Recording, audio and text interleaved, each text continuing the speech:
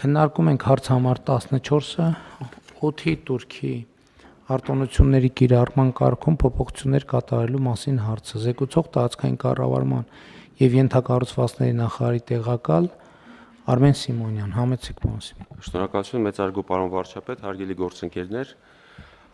2019 թվականից մեկնարկած օրենսդրական փոփոխություններով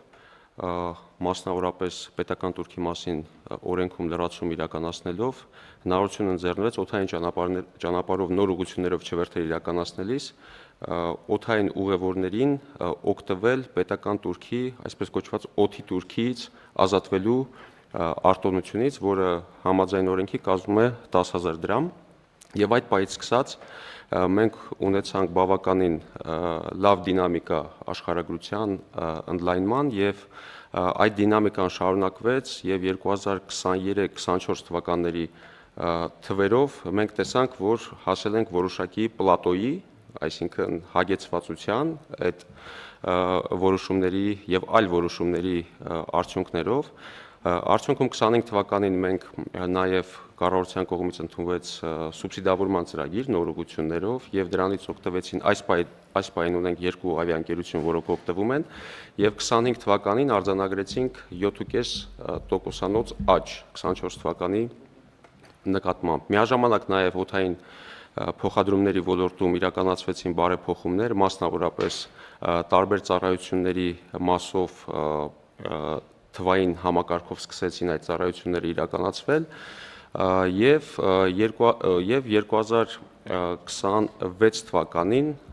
արդեն ունենք նույնպես որոշակի աճ այդ իրականացված փոփոխություններով ներկայացված նախագծով ինչ ենք առաջարկում Նախ այս կառավարության որոշմամբ սահմանված են այն հիմնական պահանջները, որոնք գործում են ավիաընկերությունների նկատմամբ, այսինքն մինիմալ որքան չվերթեր պետք է իրականացվեն ինչ ուղղություններով եւ այլ պայմաններ։ Գործող խմբագրությամբ ամառային եւ ձմեռային ժամանակահատվածներում չվերթեր իրականացնելիս սահմանված են մինիմալ չվերթերի պահանջներ, համապատասխանաբար 28 չվերթ ամառային ժամանակահատվածում եւ 20 չվերթ ձմեռային ժամանակահատվածում։ Սրա կիրառությունը որոշակի արդյունք տվեց, սակայն բազմաթիվ ընկերություններ դիմում են այն հարցով, որ եւ փաստը ցույց է տալիս, որ օրինակ ընկերությունները կարող են ամառային ժամանակահատվածում իրականացնել 60 չվերթ, 70 չվերթ, բայց ձմեռային ժամանակահատվածում չկարողանան իրականացնել ելնելով ուղևորահոսքից այդ մինիմալ 20 չվերթը եւ չեն կարողանում օգտվել այդ օդի Թուրքի արտոնությունից, որոշ դեպքերում էլ չեն մեկնարկում այդ չվերթերը։ Եվ սա է պատճառը, որ այս որոշմամբ մենք առաջարկում ենք մեկ թիվ ֆիքսել ամբողջ տարվա ամառային եւ ձմեռային ժամանակահատվածների համար մինիմալ 40 չվերթի իրականացում եւ չնշելով թե ամառայինում որքան պետք է իրականացվի եւ ձմեռայինում որքան պետք է իրականացվի։ 2026 թվականին նաեւ պետական Թուրքի մասին օրենքում փոփոխություններ իրականացրեցինք, գործող խմբագրությամբ այդ օդի Թուրքի արտոնությունները տրվում են 3 տարի ժամկետով, 2 տարի ժամկետով երկարաձգելու հնարավորությամբ։ Եվ նոր փոփոխություններով, որոնք մայիսի 6-ից ուժի մեջ են մտել, հնարավորություն կա 2 անգամ 2 տարով երկարաձգելու։ Հիմա, քանի որ կարգում համապատասխանեցնելու խնդիր կա, կարգում այդ երկարաձգման պրոցեդուրաները համապատասխանեցրել ենք գործող օրենսդրությանը։ Եվ երրորդը, քանի որ նախկինում թույլտվությունները եւ օդի Թուրքից ազատման այդ ռեժիմը իրականացվում էր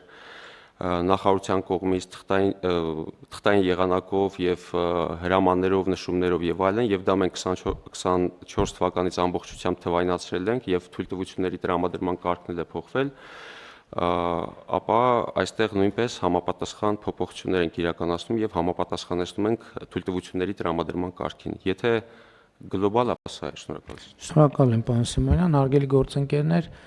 կարծում եմ արդեն իսկ կարող ենք ասել, որ նշված որոշումները, որը կայացրել ենք նախկինում,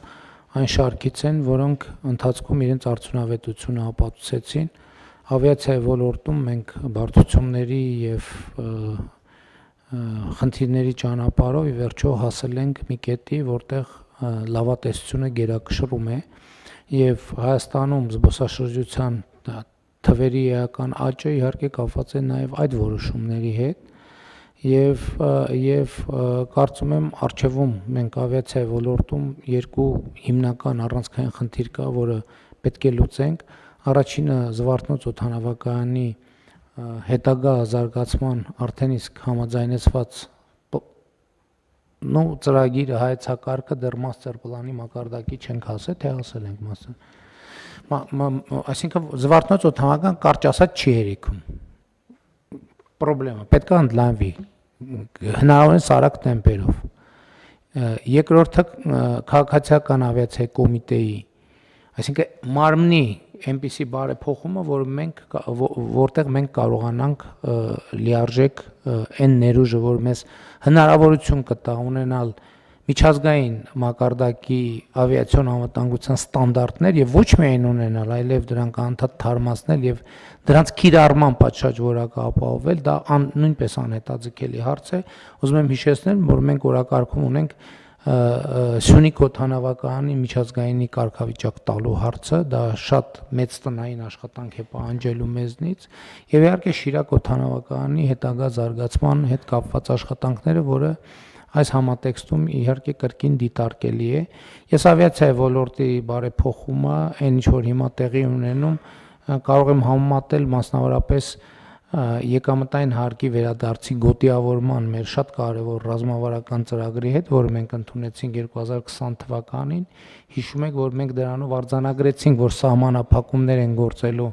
Երևանում, հետո Երևանամերձ մարզերում։ Ուզում եմ նաև հիշեցնել, որ 2027 թվականի հունվարի 1-ին Երևանամերձ մարզերի այդ արտոնությունը սպառվելու է, եւ ես այս գլխից ուզում եմ ասել, որ մենք չենք երկարացնելու, այնպես որ բոլոր այն ներդրողները, ովքեր պլաններ ունեն,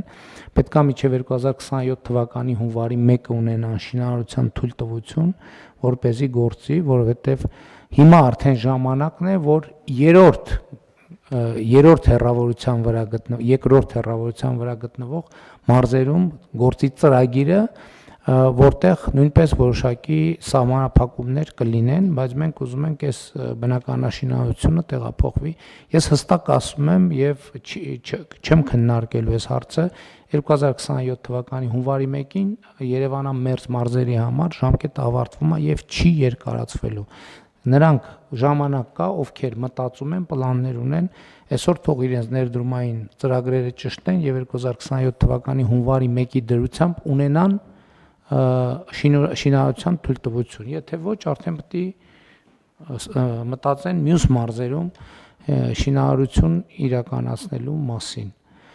Իսկ այս պայդրությամբ, պարոն Խոջյան, մենք ճիշտ ենք, չէ՞ հասկանում, որ զբոսաշրջային առումով ռեկորդային տեմպի մեջ ենք։ Պարոն վարչապետ, մի երկու թիվ ներկայացնեմ։ 2026 թվականի հունվար-մայիս ամիսներին Հայաստան է այցելել 825,384 զբոսաշրջիկ, որը 2025 թվականի նույն ժամանակահատվածի համեմատ 19.3% ավելի բարձր ցուցանիշ է, բայց մենք նույնիսկ համեմատում ենք նախորդող 6 տարիների նույն ժամանակահատվածի համեմատ, եւ սա ամենաբարձր ցուցանիշն է զբոսաշրջիկների թվաքանակի առումով։ Հավանիր տեսանյութը եւ բաժանորդագրվիչ նորությունները բաց չթողնելու համար։